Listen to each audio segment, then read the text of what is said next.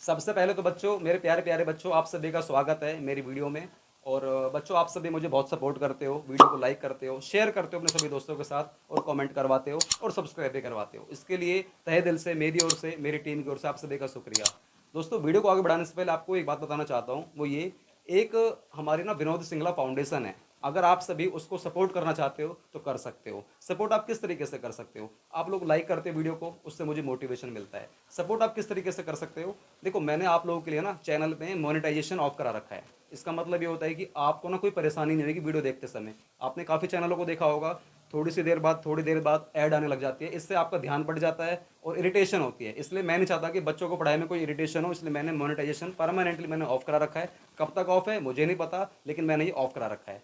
दोस्तों, क्यों? क्योंकि इससे आपकी पढ़ाई में ना दिक्कत ना आए। मैं किसी तरीके से ये नहीं चाहता कि आपकी पढ़ाई में कोई दिक्कत आए, लेकिन दोस्तों आप लोगों की जिम्मेदारी बनती है, आप लोग मुझे सपोर्ट कराएं। आप लोग सपोर्ट करवाते भी हो, लाइक भी करते हो, शेयर भी करते हो, सब्सक्राइब भी करवाते हो, आप लोग सपोर्ट करते हो। लेकिन गाइस, एक हमारी विनोद सिंगला फाउंडेशन है, उसमें अगर आप लोग सपोर्ट करना चाहते हो तो नीचे आप लोग देखते हो वीडियो के नीचे ना एक सुपर थैंक्स का एक ना ऑप्शन आ रहा है। ये सुपर थैंक्स का ही ऑप्शन है। आप लोग चाहो तो इस पर क्लिक करके ना आप हमें कुछ भी अमाउंट गिफ्ट कर सकते हो। 40 रुपये, 50 रुपये, 100 रुपये, जो भी आपकी श्रद्धा हो आप कर सकते हो।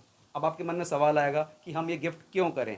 देखो, आपकी बात बिल्कुल जायज़ है कि हम लोग गिफ्ट क्यों करें सर को। सर, ये तो आप हमसे गिफ्ट मांग रहे हो। मैं गिफ्ट नहीं मांग रहा। देखो, आप लोग जो सपोर्ट करते हो ना, इस गिफ्ट से ना, ये गिफ्ट जो आप लोग भी अमाउंट पे करोगे अपनी जेब में कभी नहीं रखता। आप लोगों को पता रहेगा कि आप लोगों ने जो गिफ्ट करा है इस पैसे का इस्तेमाल कहाँ हो रहा है। एक हमारी विनोद सिंगला फाउंडेशन है, उसमें हम लोग 500 बच्चों को फ्री पढ़ाते हैं। अब जो ये 500 बच्चे हैं, ये ना ऑनलाइन वाले बच्चे नहीं हैं, ये बच्चे हैं ऑफलाइन वाले। मैं 500 बच्चों को ऑफलाइन फ्री पढ़ाऊंगा दोस्तों, अगर आप सभी सपोर्ट करोगे। क्योंकि 500 बच्चों को बैठाने के लिए मुझे काफ़ी बड़ा एक स्पेस लेना पड़ेगा, उनके लिए इलेक्ट्रिसिटी का बिल रखवाना पड़ेगा, काफ़ी सारे फ़ैन रखवाने पड़ेंगे, मे भी शायद गर्मियों में एसी लगवाना पड़ेगा, बिजली का बिल आएगा, पानी की फैसिलिटी देनी पड़ेगी, काफ़ी सारा इंफ्रा वगैरह स्टार्ट करना पड़ेगा, रेंट जाएगा, बहुत कुछ जाएगा। तो वो सब ये ना मैं अकेला बियर नहीं कर पाऊंगा। अगर आप चाहते हो कि इन जो गरीब घर के बच्चे होते हैं उनका सपोर्ट हो, उनका कुछ कल्याण हो, उनकी पढ़ाई में भी कुछ अहम भूमिका मैं निभा सकूं, तो गाइस आप सभी कुछ, आपके कुछ चंद सपोर्ट से ना उन बच्चों की ज़िंदगी भी बदल सकती है। मैंने आप लोगों के लिए तो ऑनलाइन मैंने फैसिलिटी दे रखी है, इतनी कम फीस में आप लोगों को ऑनलाइन पढ़ा रहा हूँ। तो आप लोगों की जिम्मेदारी बनती है कुछ अमाउंट पे करके, सुपर थैंक्स करके, आप मुझे सपोर्ट करके उन बच्चों को आप सपोर्ट कर सकते हो, उन बच्चों की लाइफ में थोड़ा सा कॉन्ट्रीब्यूट कर सकते हो। इससे आप लोगों को काफ़ी ब्लेसिंग्स मिलेंगी। वो बच्चे देखो, जो गरीब घर के बच्चे होते हैं ना, वो काफ़ी जो ब्लेसिंग्स जो देते हैं ना आप लोगों को, गाइस, उससे ना आपका बहुत बड़ा कल्याण होता है। तो कहने का मतलब है कि अगर आप सभी कुछ भी सुपर थैंक्स करोगे तो इसमें आप लोगों का भी भला होगा, बच्चों का भी भला होगा और हमारी फाउंडेशन भी काफ़ी अच्छा रोल प्ले करेगी। और एक आपको फैसिलिटी मैं अपनी ओर से दूंगा, आप लोग जो भी मुझे सुपर थैंक्स करोगे ना, आपके कमेंट को मैं स्पेशल हाईलाइट करूंगा, आपके कमेंट का रिप्लाई होगा, और जो सबसे अच्छा सुपर थैंक्स करेगा उसके कमेंट को मैं पिन भी करूंगा, उसको अपने स्टूडियो में बुलाऊंगा, उसके साथ एक वीडियो शूट होएगी और उसको भी दिखाया जाएगा कि इस बच्चे ने हमें कितना सपोर्ट करा। मैं ये नहीं कह रहा आप लोग मुझे ज़्यादा सपोर्ट करो, बट येस, जितना भी सपोर्ट करोगे आपको पता रहेगा कि आपके पैसे का इस्तेमाल कहाँ किया जा रहा है, आपके पैसे से किस बच्चे की ज़िंदगी बदली है, उस पैसे से हम लोग कितना कुछ कर रहे हैं, क्या क्या चीज़ें हो रही हैं, आपको सब कुछ हिसाब रहेगा। और गाइज, अगर आपको लगता है कि सुपर थैंक्स आपको करने नहीं आता है, आपको कोई प्रॉब्लम आ रही है, नेट बैंकिंग में कोई दिक्कत है, डेबिट कार्ड नहीं लगा सकते हो, क्रेडिट कार्ड नहीं लगा सकते हो, तो आपके सामने जो ये क्यूआर कोड आ रहा है, आप इस क्यूआर कोड पे क्लिक करके, स्कैन करके भी ना आप हमें फ़ोन पे, पेटीएम, गूगल पे, आप ये भी कर सकते हो। बस ध्यान रहे, आप ज़्यादा अमाउंट मुझे पे मत करना, थोड़ा बहुत अमाउंट पे करना। थोड़े बहुत की लिमिट ये है कि आप अपने हिसाब से थोड़ा सा अमाउंट करना, थोड़े से की लिमिट आप कुछ भी ले सकते हो। ज़्यादा बड़ा अमाउंट मत करना कि 10,000, 20,000, 50,000 इतना बड़ा अमाउंट करोगे, नहीं, मुझे इतना बड़ा अमाउंट नहीं चाहिए। क्यों? मुझे उतना ही पैसा चाहिए जितना मतलब हम लोग इन बच्चों का कल्याण कर सकें, जितना हम लोग इन बच्चों को सपोर्ट कर सकें, जितना हम इन बच्चों को मतलब पढ़ा सकें, जितना मेरा बिजली का बिल निकल सके, मेरा रेंट निकल सके, मुझे बस उतना ही सपोर्ट चाहिए, उसके बाद नहीं। अगर उसके बाद मुझे लगता है कि मेरे पास ज़्यादा फंड इकट्ठा होता जा रहा है, तो उससे जो मेरे ऑनलाइन बच्चे हैं या जो मेरे ऑफलाइन बच्चे हैं ना, इन सभी के लिए मैं at the end of the year जब रिजल्ट डिक्लेयर होगा तो उस वक्त मैं बड़े बड़े गिफ्ट भी लेकर आऊँगा उन्हीं पैसों से, क्योंकि उन पैसों को अपने पास में नहीं रखने वाला। क्योंकि भगवान की दुआ से मेरे 2-3 और बिजनेस हैं, मेरे सही चल रहे हैं, उससे मुझे कोई दिक्कत नहीं हो रही है। बस आप सभी सपोर्ट करना मुझे, आप चाहो तो मुझे फ़ोन पे, पेटीएम, गूगल पे वगैरह भी कर सकते हो। तो गाइज़, आप सभी लगातार लाइक करते हो, शेयर करते हो, कमेंट करते हो, उसका दिल से मैं दोबारा से शुक्रिया हूँ आप सभी का। और गाइज़, चलो ये काम करते हैं, वीडियो करते हैं अब स्टार्ट। उम्मीद करूंगा आप सभी सुपर थैंक्स करके हमारी फाउंडेशन को काफ़ी सपोर्ट करोगे और इन बच्चों के जो कि 500 बच्चे हैं, जो कि मेरा लक्ष्य है हर साल 500 बच्चों को फ्री पढ़ाने का, उसमें आप सभी काफ़ी सपोर्ट करोगे। अगर आप सभी सपोर्ट नहीं करोगे तो शायद जो मेरा ये लक्ष्य है, मेरा जो सपना है ना, अधूरा रह जाएगा। चलो गाइस, वीडियो को आगे बढ़ाते हैं। हेलो गाइस, कैसे हो दोस्तों? ये हमारा पार्ट नंबर 2 है कैश फ्लो स्टेटमेंट का। तो चलो स्टार्ट करो। यहाँ पर लिखो कंसेप्ट में, कंसेप्ट में लिखो, सीधा लिखो कंसेप्ट में। आज सर क्या कराने वाले हो? आज हम कराएंगे आपको ऐसी चीज़ जो बहुत इंटरेस्टिंग है। लिखो, टॉपिक का नाम क्या है सर? Extraordinary items. लिखो, extraordinary items. Extraordinary items, ऐसे आइटम्स जो कि एक्स्ट्रा ऑर्डिनरी हैं, जो कि बिजनेस से बाहर की बातें हैं, मतलब बिजनेस से बाहर है, मतलब एक्स्ट्रा ऑर्डिनरी है, नॉर्मल नहीं है। क्या है? एक्स्ट्रा ऑर्डिनरी है। यहाँ पर लिखो मीन्स। मीन्स इसका मतलब क्या है? मीन्स आर दोज ट्रांजैक्शंस, ये लिखो पूरा लिखो, events and transactions which are very different, which are very different from ordinary course of business, from ordinary course of business. मतलब ये एक ऐसी ट्रांजेक्शन्स हैं, ये एक ऐसी इवेंट्स हैं जो बिल्कुल ही अलग हैं, बिल्कुल ही अलग है भाई। किससे? Ordinary course of business. मतलब ये आपका काम नहीं है, ये आपका धंधा नहीं है, लेकिन फिर भी ये आपकी ट्रांजेक्शन मानी जाती हैं, क्योंकि ये बिजनेस में हो जाती हैं। ये ऐसे इवेंट्स माने जाते हैं, ये बिजनेस में हो जाते हैं, आपके कंट्रोल में नहीं होते सर। जैसे कि देखो, आपको 3 तरीके से लिखाऊंगा, ठीक है ना? एक अलग तरीका है, एक अलग तरीका है, एक हमारा अलग तरीका है। तो लिखो मेरे साथ, पहला एग्जाम्पल लिखो, मेरे संग लिखते चलो फिलहाल, तो अभी आपको बाद में बताऊंगा। ब्लैक पेन से लिखवाता हूँ, ठीक है? लिखो,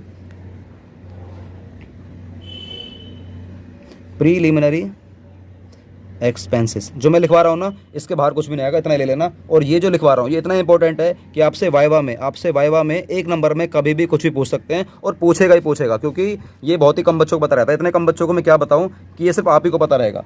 प्रीलिमिनरी एक्सपेंसेस, इसी के साथ एक और लिख लो, voluntary retirement, voluntary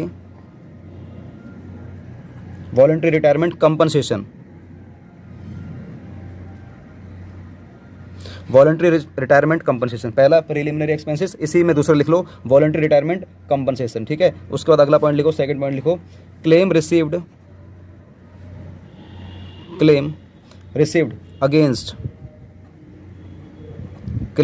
against damage of non current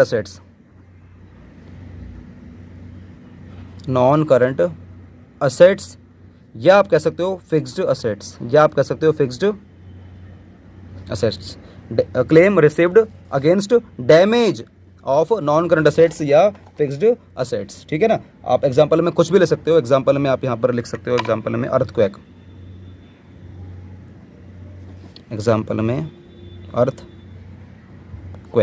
ठीक है ना?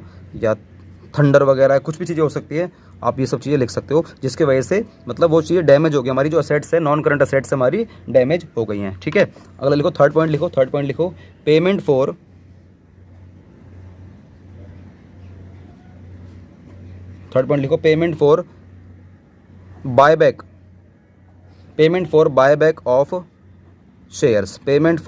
बायबैक ऑफ शेयर्स, ठीक है ना? मैंने लिखवा दिया, ये सब लिखवा दिया है। यहाँ पे लिख लीजिए, नंबरिंग भी कर लीजिए, 1, 2 और 3। अब क्वेश्चन आपसे किस तरीके से पूछ सकता है कि मतलब ये आपकी एक्स्ट्रा ऑर्डिनरी आइटम्स हैं। देखो, मुझे एक बात बताओ कि ये हमारी एक्स्ट्रा ऑर्डिनरी है या नहीं है, खुद ही बताओ। प्रीलिमिनरी एक्सपेंस, सर ये कौन से होते हैं प्रीलिमिनरी एक्सपेंस? बिजनेस जब आपका बन रहा होता है भाई, आपकी जब कंपनी बन रही होती है, मुझे एक बात बताओ, कंपनी कितनी बार बनती है पूरे जीवन काल में? कंपनी कितनी बार बनती है सर? पूरे जीवन काल में कंपनी एक ही बार बनती है। तो जब कंपनी बन रही होती है तो उस वक्त आप कुछ ना कुछ तो खर्चा करोगे ना। तो आपने कंपनी बनने के टाइम पर जितने भी तमाम खर्चे करोगे, वो सारे हमारे क्या माने जाते हैं? Preliminary expenses. अब मुझे बताओ कि क्या ये आपने जो खर्चा करा था स्टार्टिंग में, देखो देखने में आपको लगेगा कि यार ये ऑर्डिनरी टाइप का है, देखने में क्या लगेगा आपको? ये ऑर्डिनरी टाइप का है, बट ये होगा कौन सा? Extra ordinary. भाई आप लोगों ने खर्चा करा, प्रीलिमिनरी एक्सपेंस, भाई खर्चा का नॉर्मल खर्चे के बराबर है। आपने लॉयर बुलाया होगा, स्टैम्प ड्यूटी दी होगी, आपने लीगल फीस करवाई होगी, आपने बिजनेस का रजिस्ट्रेशन करवाया होगा, कंपनी का जीएसटी नंबर लिया होगा, आपने सीए की फीस दी होगी, बहुत कुछ करवाया होगा। ये सारे हमारे प्रीलिमिनरी एक्सपेंस हैं। खर्चा नॉर्मल है देखा जाए तो, बट ये हमारा एक्स्ट्रा ऑर्डिनरी है। क्यों? आप ये खर्चा बार बार नहीं कराओगे, कंपनी बार बार नहीं बनाओगे। ये हमारा कौन सा खर्चा है? Preliminary expense. इसीलिए हमारा डाला जाएगा ये ऑपरेटिंग एक्टिविटी में। कहाँ जाएगा ये? ऑपरेटिंग एक्टिविटी में जाने वाला है। कहाँ जाने वाला है ये? ऑपरेटिंग एक्टिविटी में जाने वाला है। कौन सा खर्चा? प्रीलिमिनरी एक्सपेंस का या वॉलंटरी रिटायरमेंट कंपनसेशन। वॉलंटरी मतलब अपनी खुद की इच्छा से आप लोग छोड़कर जा रहे हो उस कंपनी को, तो बदले में कंपनी को कुछ ना कुछ तो पे करना पड़ेगा। अब भाई रिटायरमेंट तो आते हैं जाते हैं, आते हैं जाते हैं, पार्टनर्स और मेंबर्स लोग आते हैं जाते हैं, आते हैं जाते हैं, तो कंपनी को तो कंपनसेशन पे करना पड़ता है। कंपनी को तो पे करना पड़ेगा, कंपनी का तो बिजनेस है, कंपनी का तो काम है भाई अपने वर्करों को, अपने मेंबरों को तो पैसा देगी जब छोड़कर जा रही है, तो कंपनी का तो काम है, तो जाएगा ऑपरेटिंग में। बट ये हमारा एक्स्ट्रा ऑर्डिनरी क्यों है? क्योंकि जो रिटायरमेंट जो लेकर जा रहा है हमारा मेंबर या एम्प्लॉई, वो दोस्तों डेली डेली लेकर नहीं जाएगा, वो कभी कभार लेकर जाएगा, और ऐसे खर्चे कभी कभार होते हैं। ये वॉलंटरी मतलब होता है स्वयं इच्छा से। दोस्तों वैसे तो डेट आती है इंसान की एक कि यार हाँ उस दिन वो ट्रांसफ़र करके चले जाएगा, उस दिन छोड़कर चले जाएगा, एक एज आ जाती है। लेकिन अगर वो एज से पहले जा रहा है तो दोस्तों जा रहा है तो ये हमारा हो गया एक्स्ट्रा ऑर्डिनरी। मतलब ये कि एज से पहले जा रहा है तो हमारा किस में आएगा? ये एक्स्ट्रा ऑर्डिनरी में। तो आपसे पूछ सकता है वाइवा में कि मुझे बताओ, आपकी मैम या आपके सर पूछ सकते हैं आपके वाइवा में कि बताओ कि ऐसा कोई एग्जाम्पल दो जो एक्स्ट्रा ऑर्डिनरी आइटम है बट जाएगा हमारा ऑपरेटिंग में। तो आप बोल सकते हो प्रीलिमिनरी एक्सपेंस या आप बोल सकते हैं वॉलंटरी रिटायरमेंट कंपनसेशन। इसी तरीके से वाइवा में आपसे पूछ सकते हैं कि बताओ कि ऐसा कोई एग्जाम्पल दो कि वो है तो हमारा एक्स्ट्रा ऑर्डिनरी आइटम लेकिन जाएगा हमारा इन्वेस्टिंग में। जाएगा हमारा कहाँ पर? इन्वेस्टिंग में। तो दोस्तों वो है हमारा सेकंड, कहाँ जाएगा हमारा? इन्वेस्टिंग एक्टिविटी में जाने वाला है। कहाँ पर जाएगा दोस्तों? हमारा इन्वेस्टिंग एक्टिविटी में जाने वाला है। इन्वेस्टिंग एक्टिविटी में जाने वाला है। खर्चा दो, ऐसा कोई एग्जांपल दो जो हमारा है एक्स्ट्रा ऑर्डिनरी आइटम लेकिन कहाँ जाएगा? हमारा इन्वेस्टिंग में। वो ना तो जाएगा हमारा ऑपरेटिंग में, ना जाएगा हमारा फाइनेंसिंग में, ना जाएगा हमारा फाइनेंस, इसलिए आपको तीनों लिखवा दी मैंने, ना जाएगा फाइनेंसिंग में। तो बताओ इन्वेस्टिंग का कौन सा एग्जांपल देने वाले हो? आप लोग सिर्फ एक ही दे देना, claim received against damage of non current assets या फिक्स्ड असेट्स। मुझे बताओ आपकी असेट्स में, आपकी जो भी फिक्स्ड नेचर के असेट्स है या नॉन करंट असेट्स है दोस्तों, वो डैमेज हो गई है। क्या ये डैमेज होना बार बार का काम है? क्या डेली अर्थक्वेक आएगा? क्या डेली तूफान आएगा? डेली मतलब बाढ़ आएगी? डेली ऐसा कुछ होने वाला है? कैसा डेली डेली नहीं होगा, कभी कभार होगा। तो इसलिए ये तो बन के हमारी एक्स्ट्रा ऑर्डिनरी आइटम्स।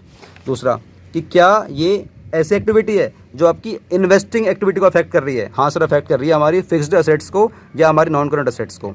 हमारी फिक्स्ड असेट्स को या नॉन करंट असेट्स को अगर अफेक्ट कर रही है, जिससे पैसा आना मतलब कम हो रहा है या जाना कम हो रहा है या बढ़ रहा है या कम हो रहा है, सिर्फ पैसे की बात हो रही है, आपकी एसेट्स में कुछ कमी या ज़्यादा हो रही है, तो उस वक्त वो सारी ट्रांजेक्शन हमारी कहाँ जाने वाली है?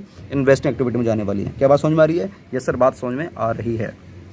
उसके बाद थर्ड बताओ, आपकी मैडम पूछ सकती है बताओ ऐसा कोई एग्जाम्पल कि वो होना चाहिए आपका एक्स्ट्रा ऑर्डिनरी, बिजनेस से बाहर का होना चाहिए और वो आपका फाइनेंसिंग नेचर का होना चाहिए। तो फिर आप कहोगे पेमेंट ऑफ या payment for buyback of shares. मतलब कंपनी ने अपने खुद के शेयर्स ही ना मार्केट से बायबैक कर लिए। भाई सर बायबैक क्या होता है? बायबैक हालांकि आप जब बड़े हो जाओगे ना बहुत बारीकी से सीखोगे, इसके ऊपर पूरा चैप्टर है, बट फिर भी आपको बता देता हूँ। ये हमारी कंपनी है विनोद सिंगला क्लासेस, ये हो आप, है ना आप।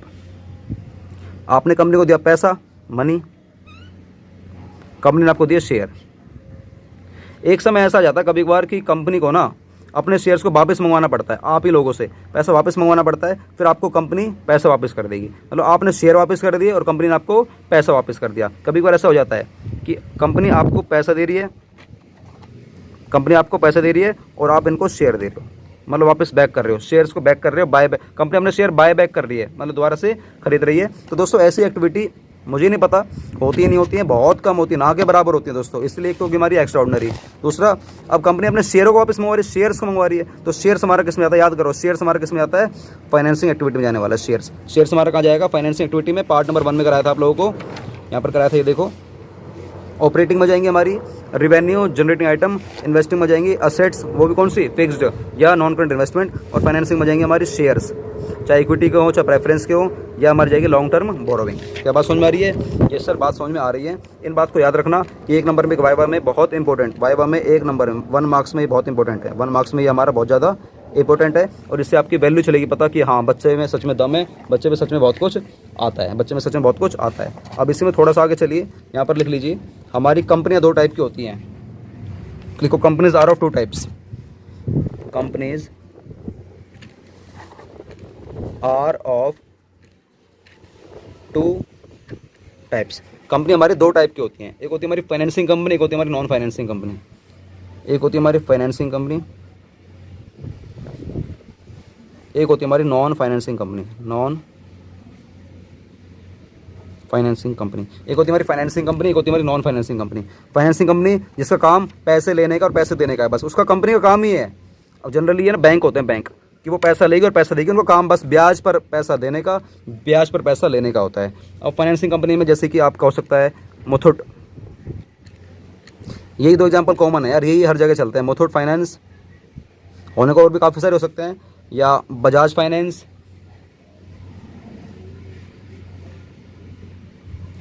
या आपका HDFC भी पैसा देने का काम करता है, ठीक है, या आपका ICICI भी पैसा देने का काम करता है, और भी काफ़ी सारे हो सकते हैं। वो आप लोग नीचे देख लेना, आप गूगल पे जाना, लिख देना top 10 banking companies who provides loans, ठीक है ना, इस तरीके से तो ये सारे नाम आपके सामने आ जाएंगे, ठीक है। ऐसी एक होती है नॉन फाइनेंसिंग कंपनी, वो कंपनी तो है, पब्लिक की नज़रों में है, लेकिन पैसा देने का काम नहीं करती। आप उनके पास जाओगे ना, भगा देगी, भैया कहाँ गया बैंक के पास जा, या किसी ऐसी प्राइवेट प्लेयरों के पास जाओ जो आपको पैसा देने का काम करते हैं। अब मुझे बताओ नॉन फाइनेंसिंग कंपनी में क्या आ जाएगा। जैसे कि आपकी कंपनी ऐसी, जैसे कि आपकी आ जाएगी रिलायंस, आपकी आ जाएगी टेस्ला, ठीक है ना, आपकी आ जाएगी मारुति सुजुकी, ठीक है ना, कुछ और लेते हैं, टाटा, रिलायंस, अडानी ग्रुप, अडानी का ले लीजिए, अडानी कंपनी, अडानी का नाम से आ जाएगी। जैसे कि चलो टाटा का लेते हैं, टाटा पावर, टाटा मोटर्स, ये सारी हमारी कंपनियां हैं जो पैसा देने का काम नहीं करती हैं। इसकी तो बहुत लंबी छोटी लिस्ट बन सकती है, बहुत लंबी छोटी बन जाएगी दोस्तों। जिस भी कंपनी का नाम याद आ रहा है उस कंपनी का नाम आप लोग यहाँ पर चाहो तो लिख सकते हो। इसमें ज़्यादा दिमाग नहीं लगाना, बस आपको ये पता रहना चाहिए कंपनी हमारी दो टाइप की होती है, फाइनेंसिंग, दूसरा हमारी नॉन फाइनेंसिंग। क्या बात समझ में आ रही है? ये सर बात समझ में आ रही है। ये वैसे थ्योरी में करवा दिया, लेकिन हाँ क्वेश्चन जब कराऊंगा तो इन सभी का रोल आएगा, सबका रोल आएगा, ठीक है। चलो आगे चलते हैं, चलो लिखो आगे चलो।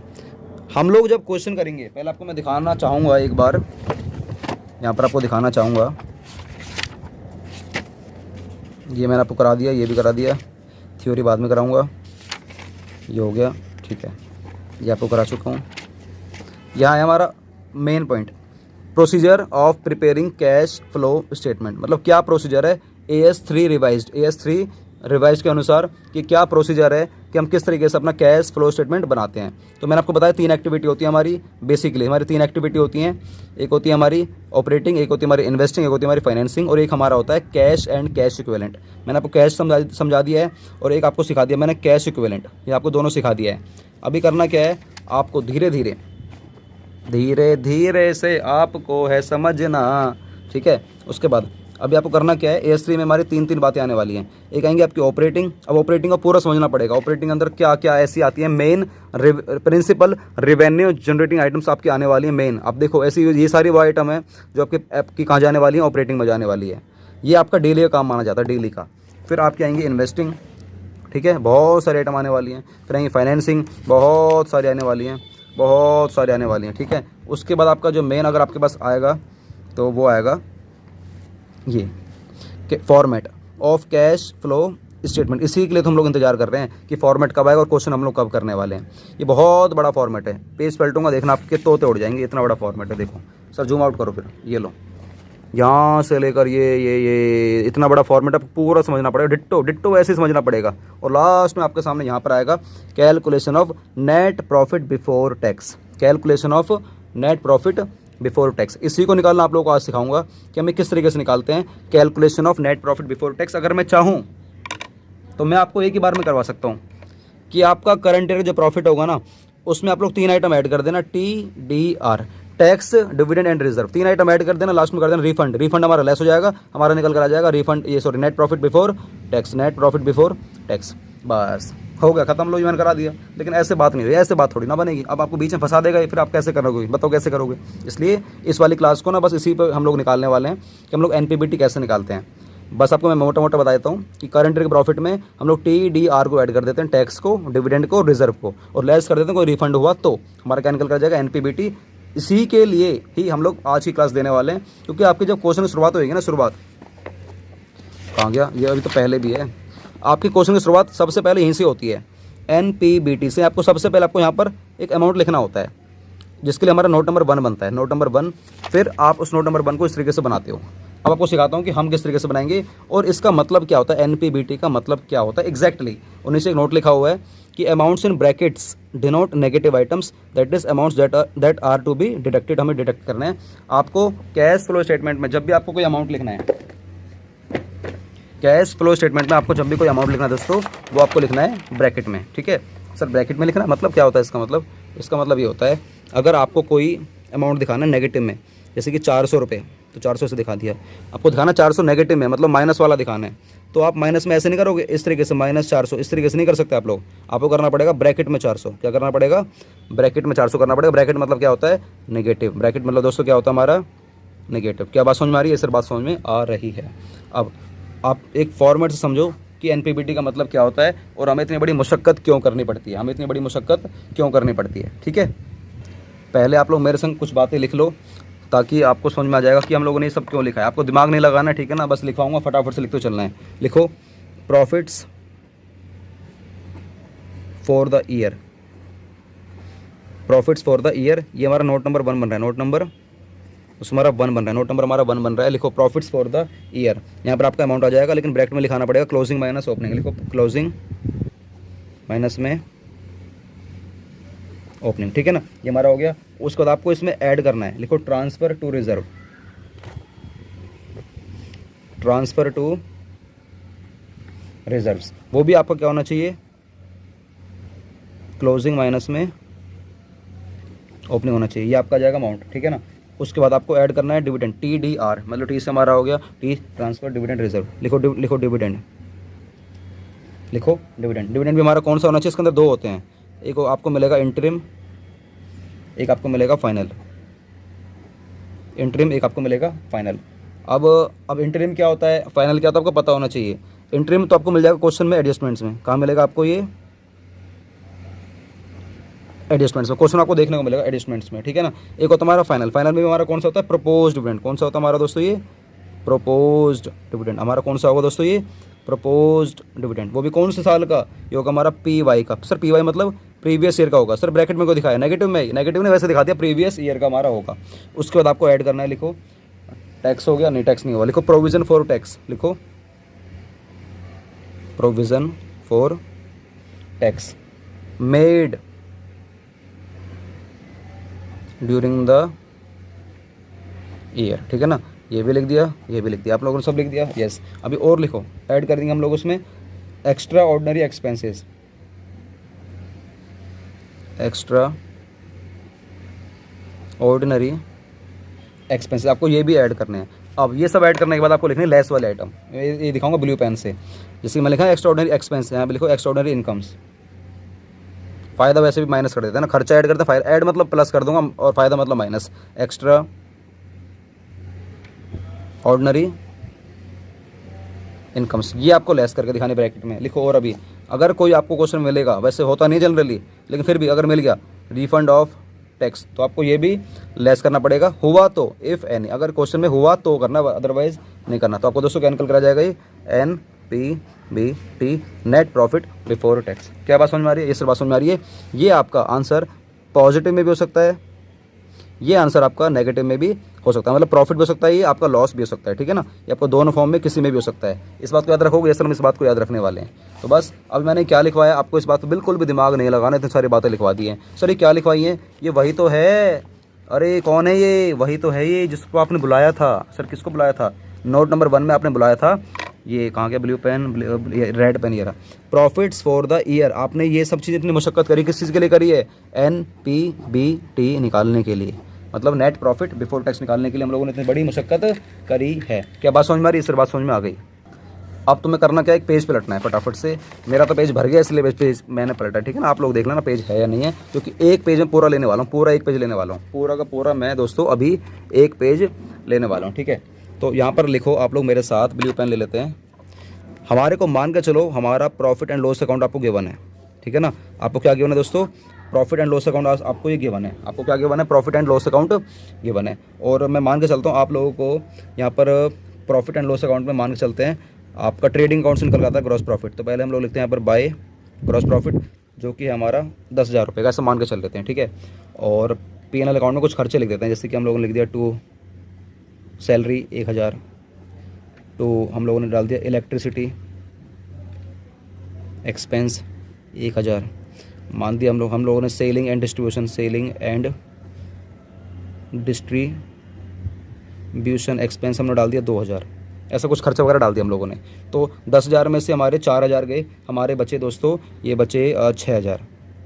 तो ये 6,000 हमारा क्या हो गया? ये हो गया सर नेट प्रॉफिट। तो ये हमारा क्या हो गया? टू नेट प्रॉफिट, वो ग्रॉस प्रॉफिट था, हमारा नेट प्रॉफिट निकल कर आ गया। ये क्या आ गया हमारा नेट प्रॉफिट, ये हो गया हमारा बराबर, ये दोस्तों हमारा क्या हो जाएगा बराबर हो जाएगा इधर, हो गया बराबर, क्योंकि हमारा पूरा क्या हो गया 10,000 हो गया। क्या बात समझ में आ रही है? ये सर बात हमें समझ में आ रही है। अब ये प्रॉफिट जो आपको निकल कर है नेट प्रॉफिट, ये किसका है सर? ये है कंपनी के मालिक का।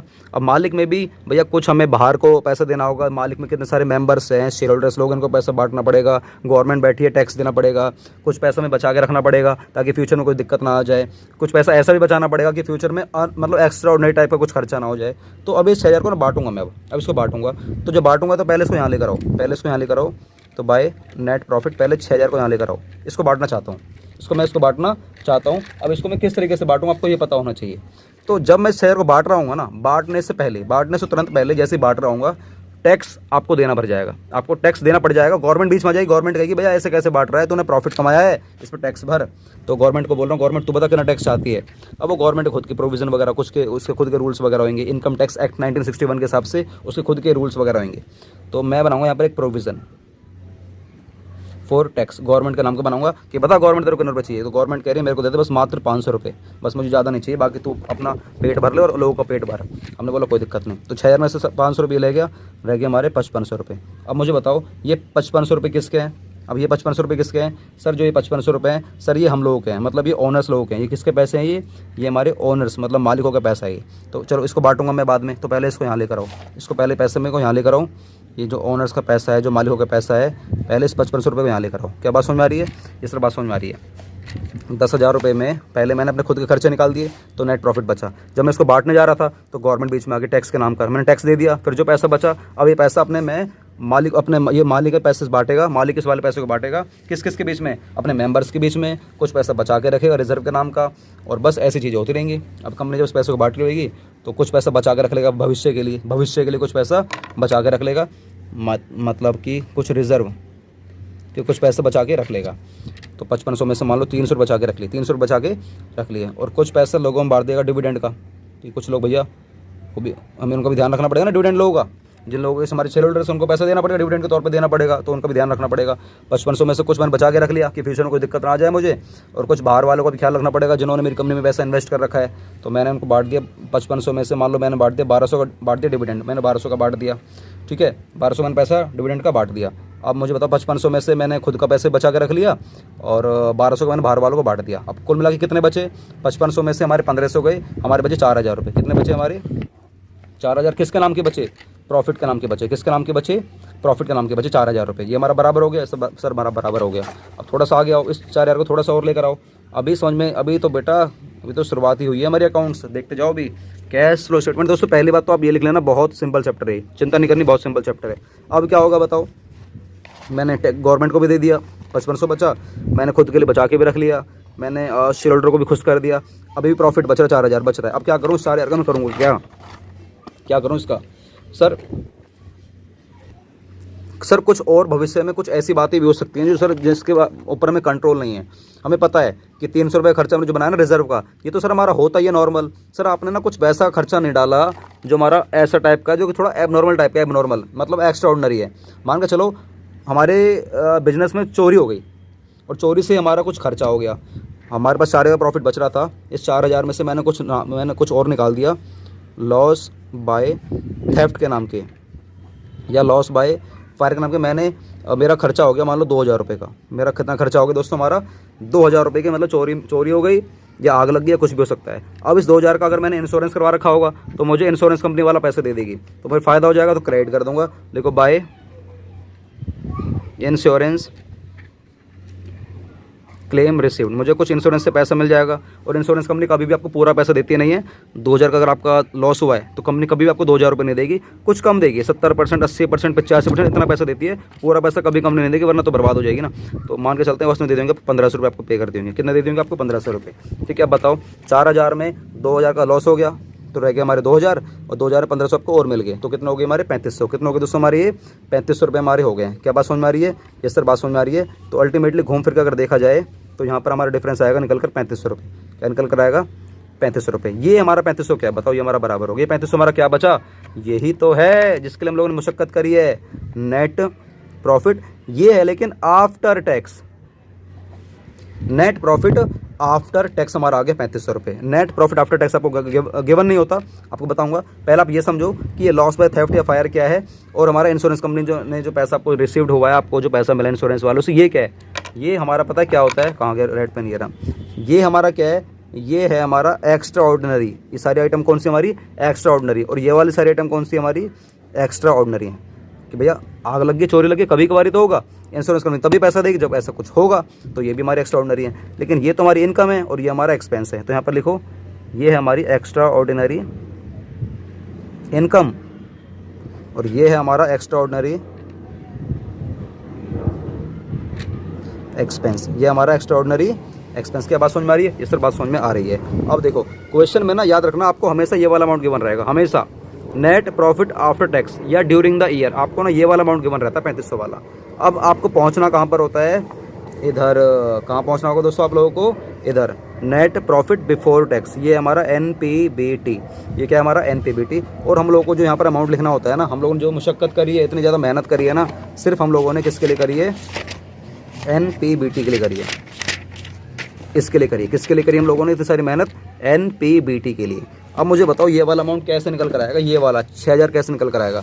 अगर आपको ये वाला अमाउंट गिवन है 3500 और आपको पहुंचना है यहाँ तक, तो कैसे पहुंचोगे, इतनी सारी जर्नी आपने तय करी है, कैसे पहुंचोगे सर। इसमें से अगर यहाँ से हमारी जर्नी तय होकर हमें सब कुछ आइडलाइज करना पड़ेगा, वापस करना पड़ेगा, तब जाके हम लोग 6000 तक पहुँचेंगे। तो कैसे पहुँचना पड़ेगा मुझे बताओ। बस कुछ नहीं है, इसी के लिए मैंने आपको यहाँ पर लिखवाया हुआ है।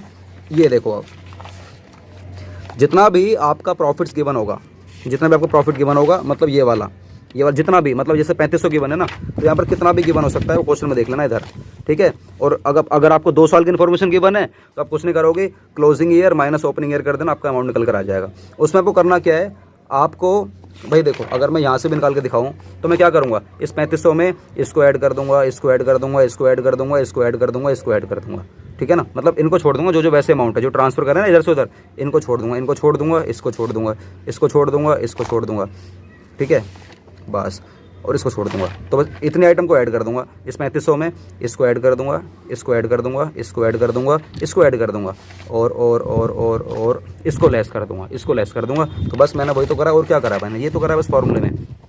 इस प्रॉफिट में मैंने रिजर्व को ऐड कर दिया, डिविडेंड को ऐड कर दिया, टैक्स को मैंने ऐड कर दिया बस। और अगर कुछ मेरा एक्सपेंस हुआ एक्स्ट्रा ऑर्डिनरी तो मैंने वो ऐड कर दिया। और लेस क्या करना है, अगर कोई एक्स्ट्रा ऑर्डिनरी इनकम है तो मैंने लेस कर दिया, और अगर कोई रिफंड है हमारे टैक्स का तो मैंने वो लेस कर दिया। तो आपका क्या निकल कर जाएगा, NPBT। क्या बात समझ में आ रही है, ये सर हमें बात समझ में पूरी की पूरी आ रही है।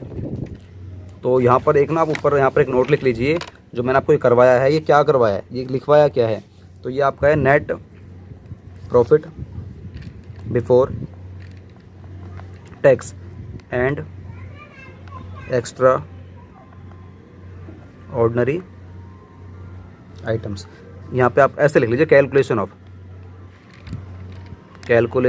Of NPBT and extra ordinary item. आपको ये निकालना सिखाया है कि हमें किस तरीके से निकालते हैं, ये हम लोग इस तरीके से निकाल देते हैं। क्या बात समझ में आ रही है, सिंपल तरीका ये है, प्रॉफिट में ना आपको TDR ये ऐड कर देना है। सर ये क्या TDR क्या है, टैक्स, डिविडेंड और रिजर्व, टैक्स, डिविडेंड और रिजर्व, आपको TDR ऐड कर देना है और लेस कर देना है आपका कोई भी अगर रिफंड हुआ तो, ठीक है ना। बाकी हाँ, अगर आपका कुछ खर्चा है तो खर्चा हमेशा ऐड करते हैं, आपको पता ही होगा, खर्चा हमेशा ऐड कर देते हैं और फ़ायदे हमेशा लेस करते हैं। खर्चे हमेशा ऐड करते हैं, फ़ायदे हमेशा लेस करते हैं, इसलिए मैंने एक्स्ट्रा ऑर्डिनरी खर्चों को ऐड कर दिया और एक्स्ट्रा ऑर्डिनरी इनकम को मैंने लेस कर दिया। ये आप इनको अलग से दिमाग में रख लेना, इनको आप अलग से दिमाग में रख लेना। और एक बात और, ब्रैकेट में आइटम दिखानी है आपको नेगेटिव वाली चीज़, जितनी भी आपकी नेगेटिव वाली होंगी पूरे चैप्टर में कैश फ्लो में आपको हमेशा नेगेटिव में दिखाना है। क्या बात समझ में आ रही है, ये सर बात समझ में हमें पूरी की पूरी आ गई है। तो चलो हम लोग मिलेंगे दोस्तों अगले पार्ट में। और हाँ, एक मैं क्वेश्चन कवर कर देता हूँ। किसी बच्चे ने मेरे से एक क्वेश्चन करा था, मैं यहाँ पर दिखा देता हूँ। एक छोटा सा क्वेश्चन है, बहुत छोटा सा क्वेश्चन है, क्वेश्चन नहीं है, थ्योरी का पॉइंट है कि सर ये बॉन्ड क्या होता है। इसका मतलब ये है कि आपने मेरी डिबेंचर वाली वीडियो नहीं देखी है। मैं उस बच्चे से बोलना चाहूँगा, नाम नहीं लिखा रहा था आईडी में, कि सर ये बॉन्ड क्या होता है। भाई बॉन्ड मतलब होता है normal long term borrowing, long term borrowings. Bond क्या होता है, लॉन्ग टर्म बोरोविंग्स। अगर आपको बहुत बारीकी से जानना है कि बॉन्ड क्या होता है या लॉन्ग टर्म बोरोविंग क्या होती है या डिबेंचर क्या होते हैं, तो इसके लिए मैंने आप लोगों के लिए चैप्टर हमारा डिबेंचर मैंने पूरा का पूरा दोस्तों फुल अपलोड कर रखा, फुल, जिसमें आई थिंक मेरे हिसाब से जो मेरा अंदाजा है 10 वीडियो मैंने अपलोड कर रखी है, जाकर आप चेकआउट कर सकते हो। इतनी डिटेल में अपलोड कर रखे हैं, इतने ज़्यादा डिटेलिंग में है कि आप डिबेंचर का ना एक्सपर्ट बन जाओगे। बॉन्ड तो बहुत दूर की बात है, इतना ज़्यादा आप लोग सीख जाओगे ना कि आप लोग चैप्टर के एक्सपर्ट बनने वाले हो।